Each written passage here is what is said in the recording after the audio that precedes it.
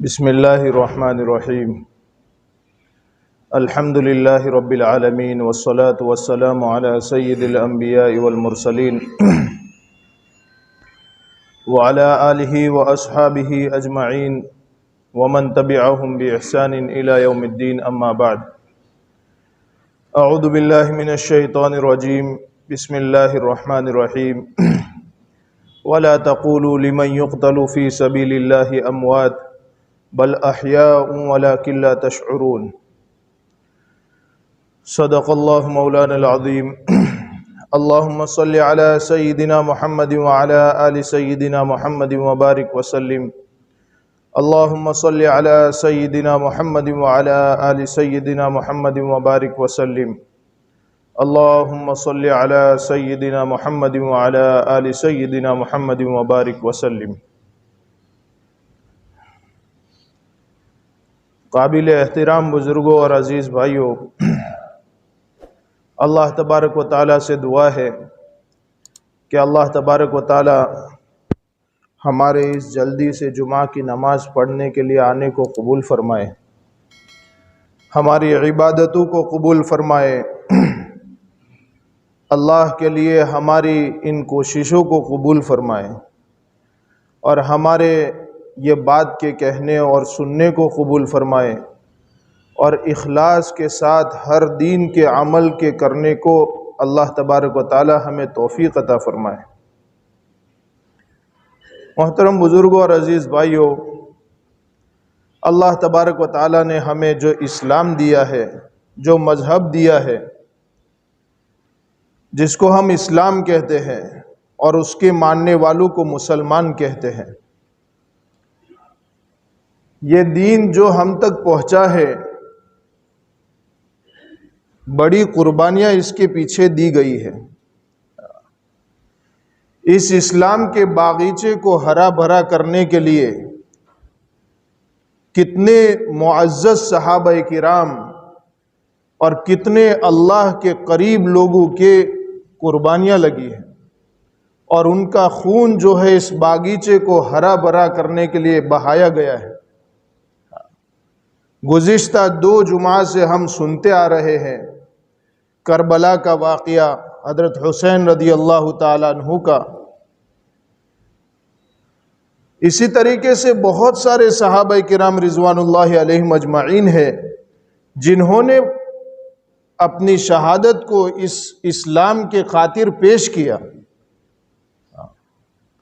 اور ان کی تاریخ، ان کی سیرت، ان کی زندگی ہمارے سامنے آنا ضروری ہے، کیونکہ ہم اسلام کو ماننے والے ہیں، ہم مسلمان ہیں، اور مسلمان ہی کو یہ پتہ نہ ہو کہ جو نعمت میرے تک پہنچی ہے وہ نعمت کتنی قربانیوں کے بعد پہنچی ہے، تب تک اس نعمت کی مسلمان قدر نہیں کر سکتا۔ مثال کے طور پر ہم اکثر کہتے ہیں کہ ایک چھوٹا سا بیٹا اپنے باپ کے دیے ہوئے روزانہ کے پیسے کو یوں ہی ضائع کر دیتا تھا۔ ایک مرتبہ باپ نے کہا کہ بیٹا آج تو خود کمانے کے لیے جاؤ۔ بیٹے نے پورے دن مزدوری کی اور مزدوری کرنے کے بعد، پورے دن مزدوری کرنے کے بعد 5 روپے ملے۔ 5 روپے جو ملے، باپ نے کہا کہ بیٹا روزانہ جیسے تم اپنے پیسوں کو استعمال کر دیتے ہو، اس کو بھی استعمال کر دو۔ کہ نہیں ابا، بڑی محنت کے بعد یہ پیسے ملے ہیں۔ ہاں، تو جو چیز محنت کے بعد انسان تک پہنچتی ہے اس کی قدر رہتی ہے۔ اللہ تبارک و تعالیٰ نے ہمیں جو دین عطا فرمایا ہے، بڑی محنت کے بعد یہ دین اور یہ اسلام ہمارے تک پہنچا ہے۔ اسی محرم الحرام کے مہینے میں شہادت پیش کرنے والے اسلام کے خاطر خلیفہ رسول صلی اللہ علیہ وسلم، دوسرے نمبر کے خلیفہ حضرت عمر رضی اللہ تعالیٰ عنہ ہے۔ زندگی بڑی بہترین طریقے سے گزاری، عجیب و غریب کارنامے وجود میں آئے ان کے خلافت کے زمانے میں۔ علماء کرام نے ان کی خلافت کا جو زمانہ لکھا ہے تقریباً 10 سال 6 مہینے اور اس کے اوپر کچھ دن ہیں، اتنے عرصے میں اتنے زبردست کام کیے ہیں جس کی کوئی حد نہیں۔ اور کیوں نہ کرتے کہ اللہ کے رسول صلی اللہ علیہ وسلم نے دعا کے ذریعے سے مانگا ہے ان کو۔ اس لیے علماء فرماتے ہیں کہ سارے صحابہ کرام اللہ کے نبی کے مرید تھے۔ حضرت عمر رضی اللہ تعالیٰ عنہ مرید کے ساتھ ساتھ مراد بھی تھے، کہ ان کو مانگا تھا اللہ سے کہ اللہ عمر کے ذریعے سے اسلام کو عزت عطا فرما، اسلام کو بڑھوتری عطا فرما۔ اسی لیے جو بیت المقدس کا واقعہ ہے کہ بیت المقدس کے جو متولیان حضرات تھے، انہوں نے صحابہ کرام سے یوں فرمایا کہ ہم اس مسجد کو تمہارے حوالے نہیں کریں گے، تم اپنے خلیفہ کو، اپنے بادشاہ کو یہاں بلاؤ، ہم بغیر جنگ کیے، بغیر لڑے اپنی اس مسجد کی چابی ان کے حوالے کر دیں گے۔ حضرت عمر رضی اللہ تعالیٰ عنہ کو بلایا گیا، اور ہوا ایسا کہ حضرت عمر رضی اللہ تعالیٰ عنہ نے اپنے ساتھ اپنے غلام حضرت اسلم کو بھی ساتھ میں لیا، اور اس سفر میں ایک ہی سواری تھی۔ اگر چاہتے تو بیت المال سے دوسری سواری بھی لے سکتے تھے، لیکن حضرت عمر رضی اللہ تعالیٰ عنہ انصاف کے پیکر تھے۔ ایسی زبردست بادشاہت کر کے دکھائی کہ انہی کے خلافت کے زمانے میں مدینہ منورہ میں زمین میں زلزلہ آیا۔ آج سائنسدان اس کے پیچھے لگے ہوئے ہیں کہ بھئی زلزلہ زمین میں کیوں آتا ہے، اور ہر ایک کی الگ الگ رائے ہے، لیکن زلزلہ جو آتا ہے وہ اس واقعے سے پتہ چلتا ہے کہ اکثر و بیشتر حکمرانوں کی بدنیتی کی وجہ سے آتا ہے۔ حضرت عمر رضی اللہ تعالیٰ عنہ کے زمانے میں زلزلہ آیا تو ہاتھ میں کوڑا تھا، زمین پر زور سے کوڑا مارا اور یوں فرمایا کہ اے زمین، کیا تجھ پر عمر انصاف نہیں کر رہا ہے؟ وہ زمین فوراً رک گئی۔ تو وہ حضرت عمر رضی اللہ تعالیٰ عنہ ایسے زبردست بادشاہ، 4 مربع میل زمین پر بادشاہت کرنے والا، جب بیت المقدس کی طرف چلا ہے تو ایک ہی سواری ہے، اپنے غلام سے کہتے ہیں کہ تھوڑی دیر میں سواری کروں گا، تھوڑی دیر تم سواری کرو گے، اور جب تمہاری باری آئے گی تو میں اس کی نکیل پکڑ کے چلوں گا، اور جب میری باری آئے گی تو تمہیں نکیل پکڑ کے چلنا پڑے گا۔ جب حضرت عمر کی باری آتی تو غلام کہتے کہ حضرت، میں اپنی باری تمہارے حوالے کر دیتا ہوں، تم سوار ہو جاؤ، میں چلتا رہوں گا۔ نہیں، انصاف کا معاملہ ہوگا۔ اتفاق نہیں سا ہوا، اللہ کا کرنا تھا، لکھ دیا تھا پہلے سے کتابوں میں اللہ تبارک و تعالیٰ نے کہ جب بیت المقدس کے قریب پہنچے تو غلام کے سوار ہونے کی باری تھی اور حضرت عمر رضی اللہ تعالیٰ عنہ کے چلنے کی باری تھی۔ یوں نہیں فرمایا کہ میں اتنی مربع میل کی زمین کا مالک ہوں تو سوار میں ہی ہوں گا، تو جو ہے غلام ہے، لوگ کیا سمجھیں گے؟ یوں نہیں فرمایا، فرمایا تم ہی سوار ہوں گے، چلوں گا میں ہی رسی پکڑ کے۔ اور جب سارے وہاں بیت المقدس کے متولیان حضرات کتابیں لے کر کھڑے ہیں، اپنی آسمانی کتابیں لے کر کھڑے ہیں، اور اس میں ساری باتیں اللہ تبارک و تعالیٰ نے بیان فرما دی تھی کہ جو بیت المقدس کو فتح کرے گا، اللہ کے رسول صلی اللہ علیہ وسلم کا صحابی، وہ وقت کا بادشاہ ہوگا، اس کی یہ نشانیاں ہوگی، اس کا غلام سواری پر ہوگا اور وہ سواری کی نکیل پکڑ کے آئے گا۔ جیسے ہی ان متولیان حضرات نے حضرت عمر رضی اللہ تعالیٰ عنہ کی اس حالت کو دیکھا، فوراً چابی ان کے حوالے کر دی۔ ایسے عجیب و غریب واقعات وجود میں آئے۔ میں نے پہلے بھی گزشتہ بھی بیان میں ان کا ایک واقعہ بیان کیا تھا۔ آپ کو معلوم ہوگا کہ رات کے وقت میں میدان میں جنگل میں جاتے ہیں اور وہ اکیلی ماں اپنے بچوں کو پھسلانے کے لیے دیگچی آگ پر رکھی ہوئی ہے اور اس پر پانی ہے۔ حضرت عمر رضی اللہ تعالیٰ عنہ کو جب پتہ چلتا ہے، بیت المال سے بوری اٹھا کر لے جاتے ہیں اور پھر اس کو جو ہے اچھی طریقے سے پکاتے ہیں اور اس کو کھلاتے ہیں، اپنے غلام سے کہتے ہیں کہ تھوڑی دیر بیٹھ جاتے ہیں، میں نے ان بچوں کو روتے ہوئے دیکھا ہے، میرا دل چاہتا ہے کہ ان بچوں کو ہنستے ہوئے بھی دیکھ لوں۔ یہ بادشاہ تھے، اور وہ عورت سامنے سے کیا کہہ رہی ہے کہ تم ہی اس کے حقدار تھے کہ عمر کی جگہ تمہیں بٹھایا جاتا۔ اس عورت کو کیا پتا تھا کہ یہی وقت کا امیر المؤمنین ہے۔ ایک مرتبہ خطبہ دے رہے تھے جمعہ کا یا اور کوئی خطبہ تھا، خطبے کے بیچ میں ابھی بیان کر رہا ہوں، اور بیان کے بیچ میں کوئی ایسا جملہ کہہ دوں جس کا اس بیان سے کوئی تعلق ہی نہ ہو، تو آپ سب خود تعجب کرنے لگیں گے کہ مولانا نے یہ بات کیوں کہی۔ میں اگر یہاں بیٹھا بیٹھا اچانک سے یوں کہوں کہ اے پالن پور میں چلنے والے فلاں اپنی گاڑی سیدھی چلا، تو آپ تعجب میں پڑ جائیں گے کہ مولانا نے ایسی بات کیوں کہی۔ حضرت عمر رضی اللہ تعالیٰ عنہ مسجد نبوی میں بیان کر رہے، اور بیان کرتے کرتے ایک جملہ کہا، یا ساریہ الجبل، یا ساریہ الجبل۔ صحابہ تعجب میں پڑ گئے، ایسا کیا ہوا کہ ساریہ رضی اللہ تعالیٰ عنہ تو ابھی میدان میں ہے اور اللہ کے راستے میں نکلے ہوئے ہیں، اور وہ حضرت ساریہ کو بلا رہے، وقت کے اللہ کے بہت بڑے ولی بھی تھے۔ صحابہ کرام رضی اللہ عنہم اجمعین نے پوچھا، حضرت آپ نے ساریہ کو پکارا؟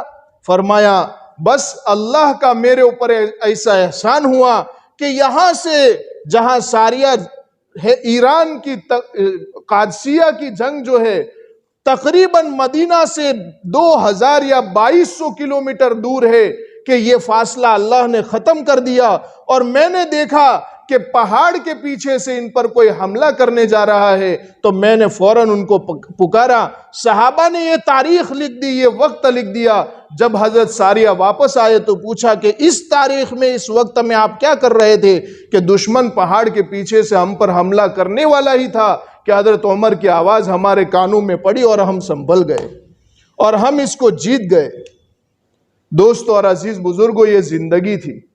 حضرت عمر رضی اللہ تعالیٰ عنہ نے تقریباً 10 سال اور 6 مہینے اور اوپر کچھ دن خلافت کے زمانے میں گزارے، اور انصاف کے ساتھ خلافت کی۔ اللہ کے رسول صلی اللہ علیہ وسلم کے 2 بڑے دشمن قیصر و کسریٰ بھی اسی جو ہے حضرت عمر کی خلافت کے زمانے میں ہلاک ہوئے، اور ان پر جو ہے حکومت کی۔ کتنی مربع میل زمین پر جو ہے حکومت تھی۔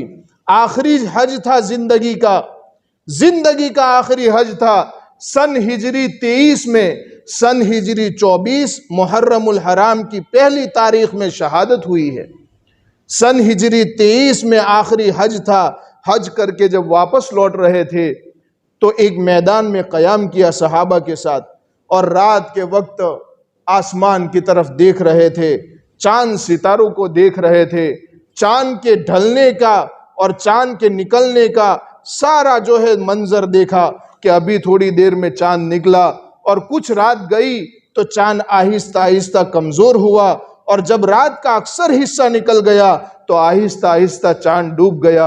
تو اس چاند کو دیکھ کر کہا کہ اللہ، عمر کی ہڈیاں بھی اب جواب دے چکی ہے۔ ایک وقت تھا عمر کا، جوانی کا، اب جوانی ڈھلنا شروع ہو چکی ہے۔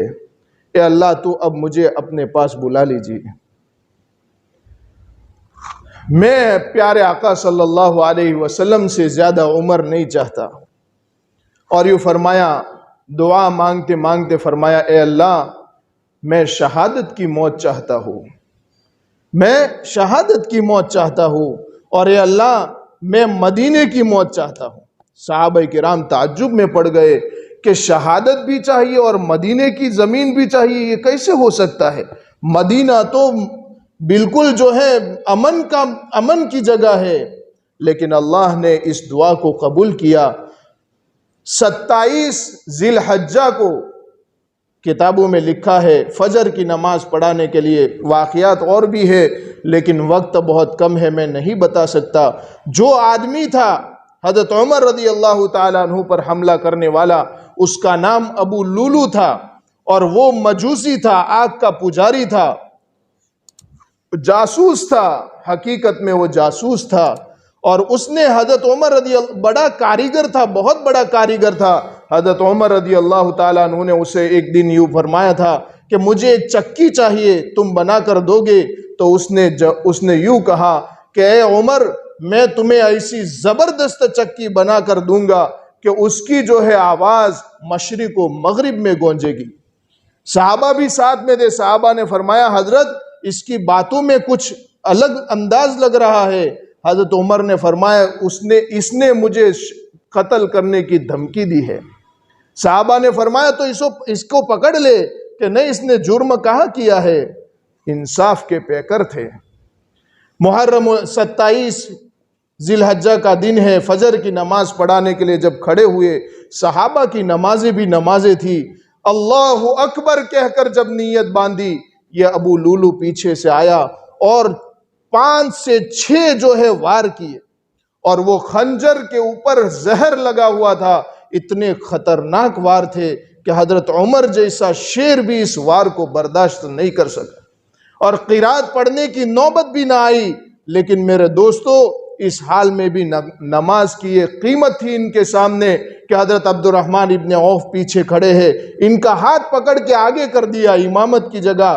حضرت عبد الرحمن بھی اپنی نماز کو نہیں توڑا. یہاں امیر المؤمنین محراب نبی میں تڑپ رہے ہیں خون میں لت پت، لیکن نماز کو حضرت عبد الرحمن پوری کرا رہے.